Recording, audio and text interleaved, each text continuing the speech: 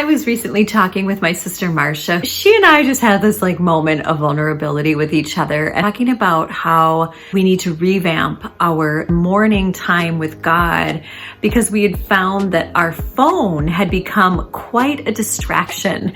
And I was just thinking, wow, if she and I are just admitting this to each other, there must be a whole lot of women out there who are struggling. So I decided to do a little bit of research, and I found, to my absolute shock and dismay, that actually post-pandemic, only 10% of Americans read their Bible every day. And it used to be quite a bit higher. And so there's been this sharp decline. What I wanted to focus on today is managing your phone so that it continues to be an asset to you and not a deterrent.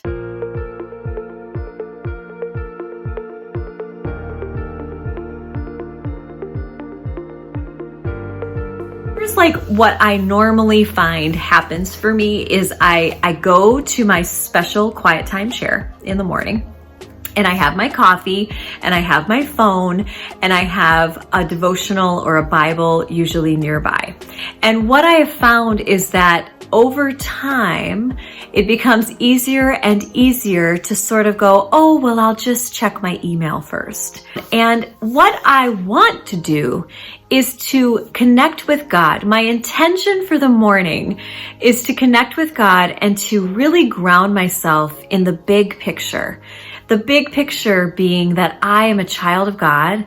I have a purpose. And this day has been written before time by God. He's ordered my steps. He knows all that is to be accomplished on this day and what purpose I am to fulfill. And so I want to connect with that, and I want to spend time with Him. I want to hear from heaven about myself, my marriage, my nation, my children, and then I want to just kind of lay my head on Jesus' chest, and I just want to be with Him. Being with God, it sort of likens to a relationship with a grandparent. When we're young children with our grandparents and we do all the talking. It's all about us all the time. We tell stories and they are so present, and they're delighted to hear all of our little anecdotes about all the things of childhood. And then we grow a little bit more and we begin to realize, wow, our grandparents have something to say too. And so then we begin to listen and we begin to ask questions. What was it like when you were growing up? And we begin to realize we want a lot of their wisdom and that we don't actually have that wisdom.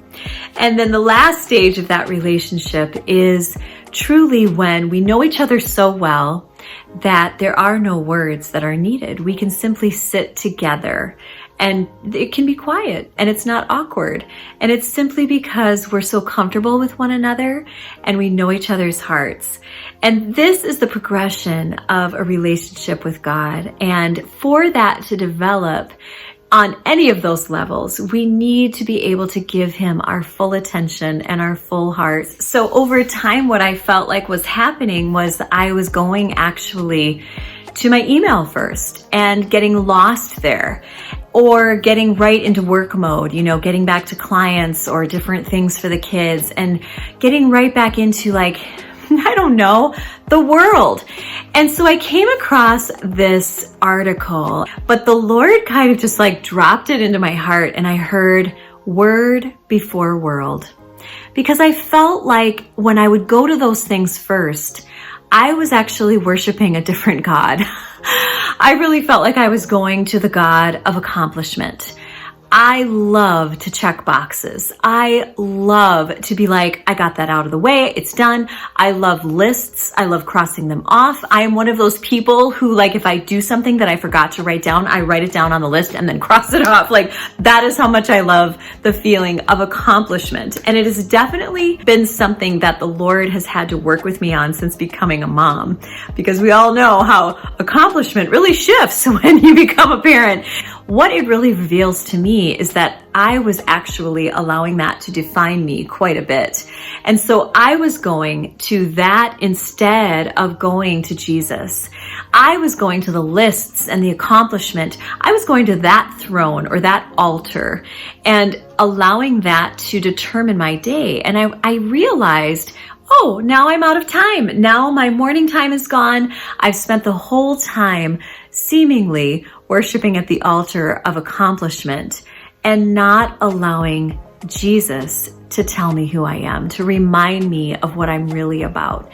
Because you see, when I go to the God of accomplishment, that is when I am allowing those things to define myself, to really say, you are worthy because you got done X, Y, and Z. Instead of really dethroning that and doing the opposite, which is going to Jesus and allowing him to remind me that I am worthy because of who he is. I just encourage you. I mean, I fail at it regularly here with like the phone, but I feel like what God is showing me is that, you know what? It's actually valuable and okay and very, very, very, very important to put the word before world, because ultimately I'm going to have more peace. Ultimately, it glorifies Jesus. It allows us to invest in our relationship together, which is eternal.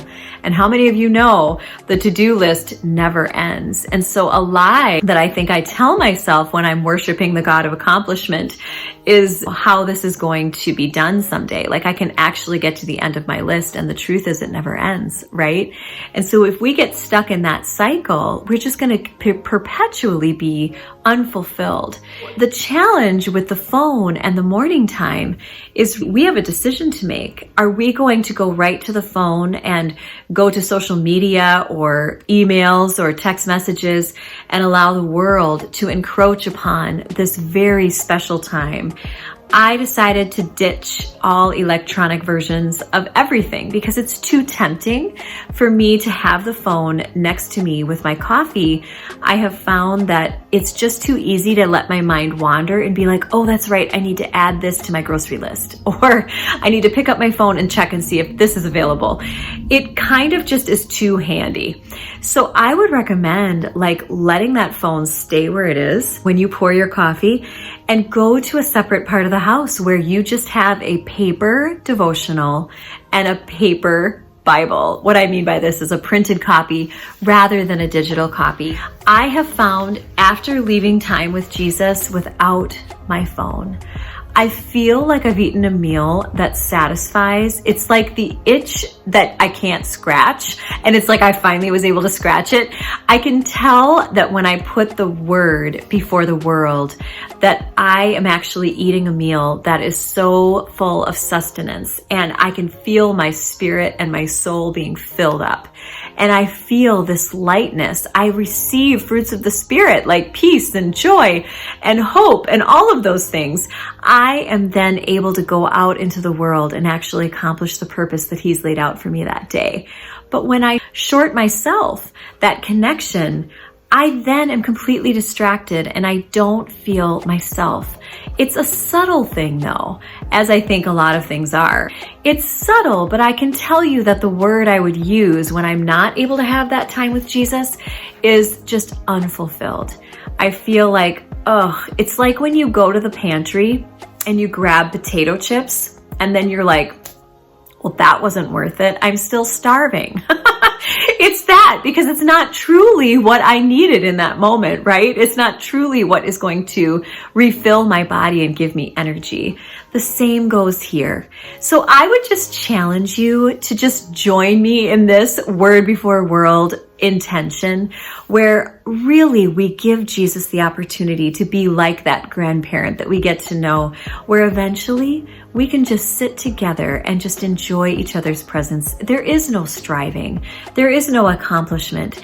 It's really just enjoying a friendship and a relationship with Him, allowing Him to pour into us and refresh us, because we all are busy people with multiple things that I'm sure we feel called to do and things that we want to accomplish in a day. But when it comes from Him, there's a spirit of rest. It comes from a different spot in my heart when I've grounded myself with Him at the beginning of the day. And then I feel like I can get to my list, but I have a different attitude about it. It's under the lordship of Jesus, and it's coming from a place of peace. What I love about this intention is that it really allows us to connect to heaven first, and that changes our whole perspective for the day.